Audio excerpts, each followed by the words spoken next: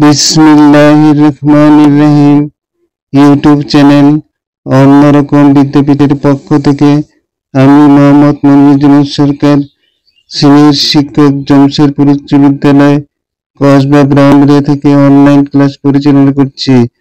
আজকের ক্লাসের আলোচনার বিষয় বাংলা ভাষার ব্যাকরণ ও নির্মিতি, নবম দশম দাখিল পরীক্ষা 2026, প্রশ্ন 6, বহুনির্বাচনী বিকের প্রশ্ন উত্তর এমসিকিউ। অর্থাৎ এখানে 6 নং প্রশ্নের সেট দেওয়া হলো। এখানে 30টি প্রশ্ন দেওয়া হবে। 30টি প্রশ্নের বাংলা ভাষার ব্যাকরণ নির্মিতি বইয়ের সারাটা বই থেকে বাছাই করে নেওয়া হয়েছে। এই প্রশ্নগুলো অত্যন্ত গুরুত্বপূর্ণ। প্রিয় ভিউয়ার্স, ভিডিওটা সম্পূর্ণ দেখার জন্য আহ্বান থাকলো।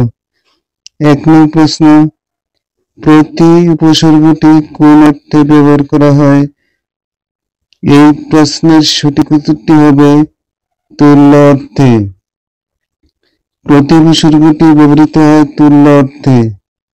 2 নম্বরের প্রশ্নটা হচ্ছে, উপকরণ অর্থে কোন শব্দটি ব্যবহার করা হয়েছে? এখানে 4টি উত্তর দেওয়া আছে।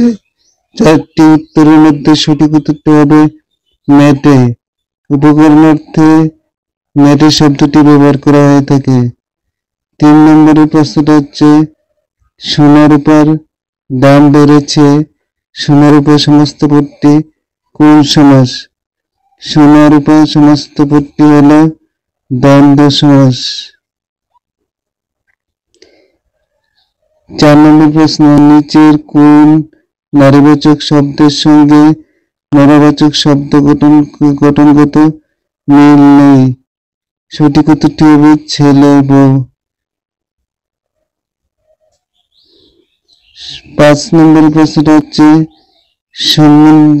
সম্বোধন আবেগ আছে কোন বাক্যে?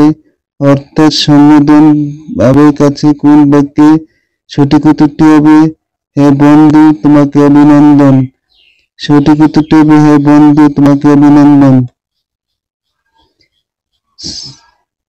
6 নম্বর প্রশ্নটা হচ্ছে, লগ্ন ব্যবহার না হয়ে বহুবচন হয়েছে কোন শব্দের মধ্যে?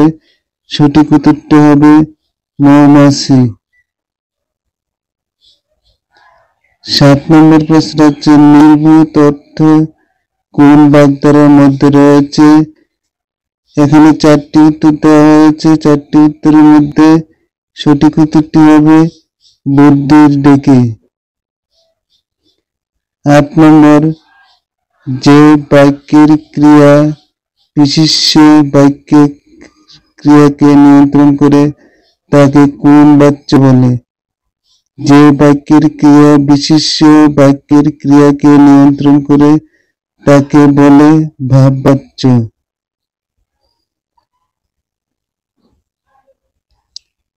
9 নম্বর প্রশ্নটা হচ্ছে, কোন চিহ্নটি বাক্যের সমাপ্তি নির্দেশ করে?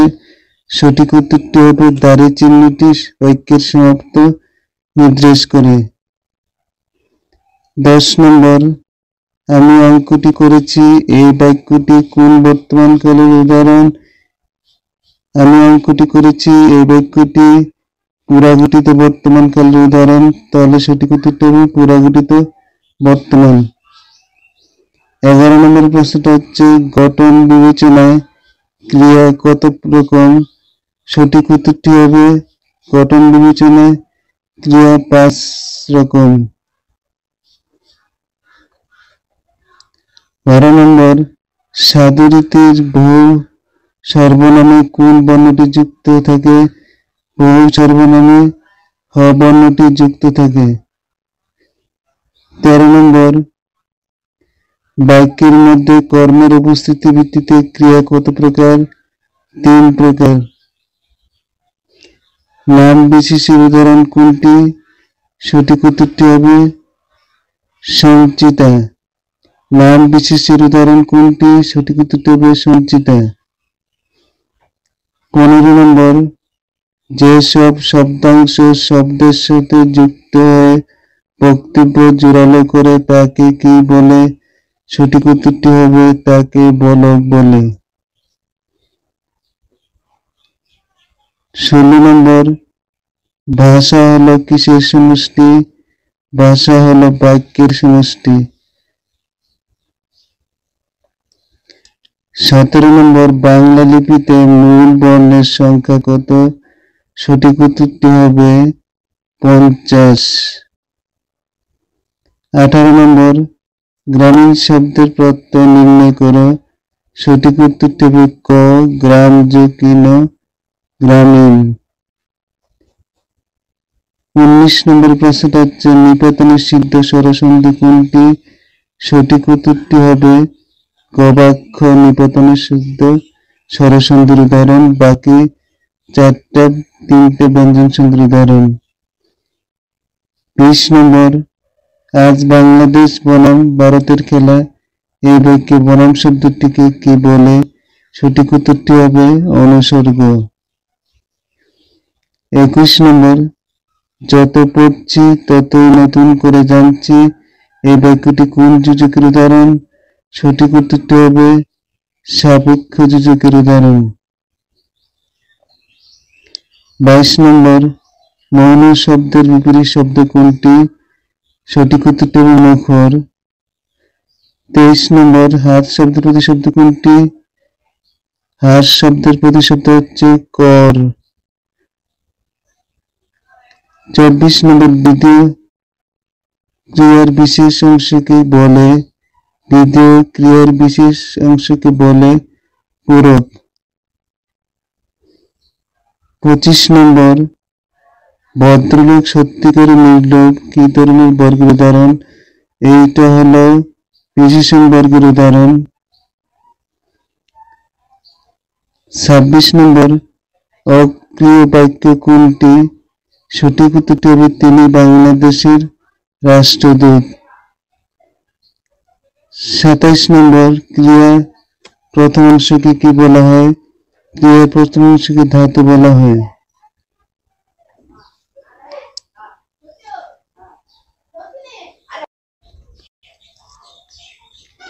28 নম্বরের প্রশ্নটা হচ্ছে পার্শ্বিক ব্যঞ্জন ধ্বনির উদাহরণ কোনটি?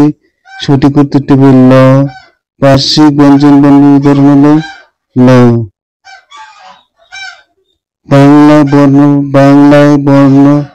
বাংলায় কার্বনের সংখ্যা হচ্ছে 10টি।